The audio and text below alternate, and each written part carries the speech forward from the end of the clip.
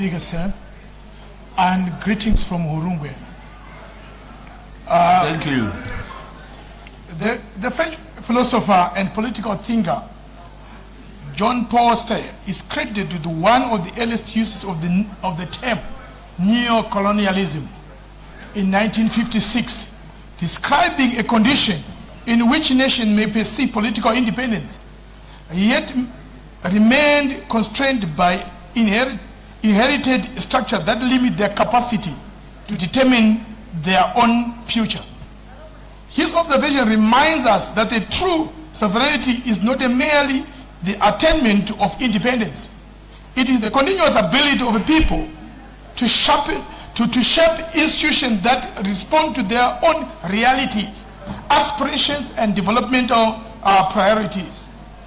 Mr. Speaker, I rise today to support, in support of clause number 3, 4, 9, and 10 of the Constitution of Zimbabwe Amendment Bill No.3, 2026. Honourable Speaker, the late African revolutionary leader Thomas Sankara once said, and I opened the brackets, we must dare to invest the future, at close quote. Those words remind us that the nation do not achieve greatness by becoming prisoners of the past. They progress when they have the courage to shape the institutions that respond to the present realities and future aspirations. The question before this House is therefore is not simply whether we are amending the Constitution. The constitutions across the world evolve with the changing circumstances. The real question is whether those proposed amendments strengthen the constitutional architecture of the state and enhance our capacity as a nation to achieve sustainable development, effective governance, and public accountability. Constitutional reforms should therefore not be viewed through the narrow lens of political competition, but through the broader lens of nation building and constitutional statecraft. Mr. Speaker, clause 3 must be understood with the framework of representative democracy and democratic delegation. In every constitutional democracy, citizens delegate authority to elected representatives to make decisions on their behalf. Members of parliament are entrusted with making laws, approving national budgets, authorizing public expenditure, rectifying international agreements, and exercising oversight over the executive. Parliament also possesses the constitutional authority to remove a president from office through impeachment. If Parliament can be entrusted with the responsibility of making laws of millions of Zimbabweans and even removing a sitting president, it can be logically argued that Parliament is incapable of electing a president. Such an argument would undermine the very foundation upon which representative democracy rests. Mr. Speaker, clause 3 therefore does not diminish democracy. Rather, it elevates parliaments to its rightful constitutional position as the central democratic institution of the closer constitutional relationship between the executive and the parliament, therefore enhancing accountability, responsiveness, and oversight. Mr. Speaker, mature democracies are not measured solely by how power is acquired. They are measured by how effective institutions are structured to ensure accountability and save the public interest.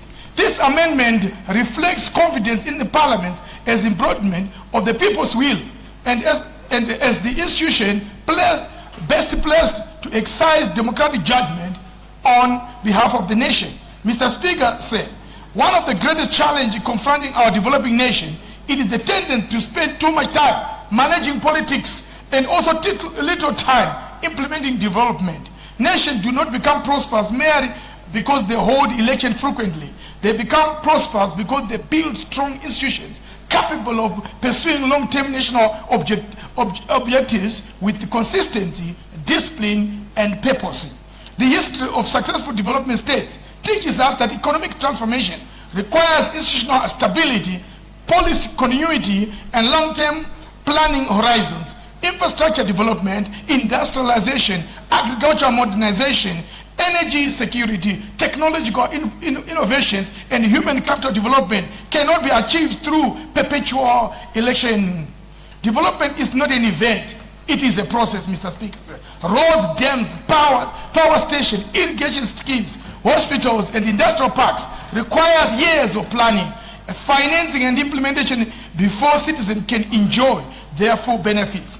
Mr. Speaker said, the recently completed Trababas interchange provides a practical example. Such a transformative infrastructure project cannot be conceived, designed, and financed and completed overnight.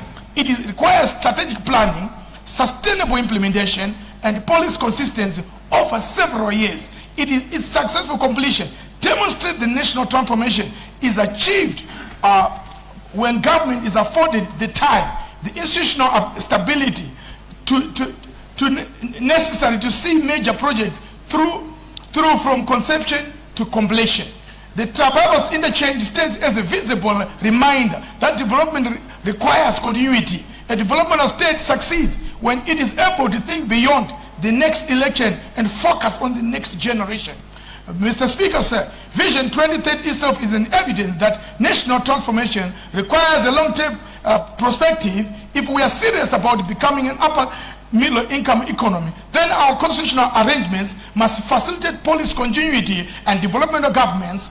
We must align our government attitude with our development ambitions. Mr. Speaker, modern constitution scholarship increasingly speaks of development of constitutionalism. This concept recognizes that constitutional arrangements should not only regulate power and protect rights, but should also create an enabling framework for economic growth, social justice, and national development. In this regard, Mr. Speaker said, Clause 4, 9, and 10 seeks to strengthen the state's capacity to deliver on its development mandate. Furthermore, the provision has got the potential to promote national coherence.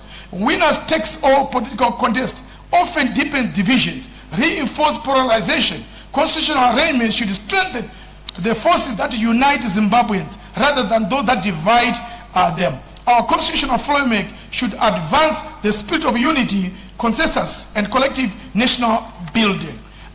This debate, Mr. Speaker, said, should not be reduced to personalities, political interest, or short-term consideration. It is about the kind of state we wish to build, the Zimbabwe that we want to build, the constitutional framework that will carry Zimbabwe into the future. Clause 3, Mr. Speaker said, let me finish by saying strengthen parliament, reinforces representative democracy. Clause 4, 9, and 10 provide the policy continuity necessary for long-term national transformation, development of governance, and the realization of Vision 2030. Thomas Sakala challenged Africa to dare to invest into the future. If we want to invent the future, we must also prepare to build the constitutional institution capable of carrying Zimbabwe into the future. So as the people of Urungwe, they say, bill number 3, huchi, bill number 3, Zvaendwa. Thank you, Mr. Speaker.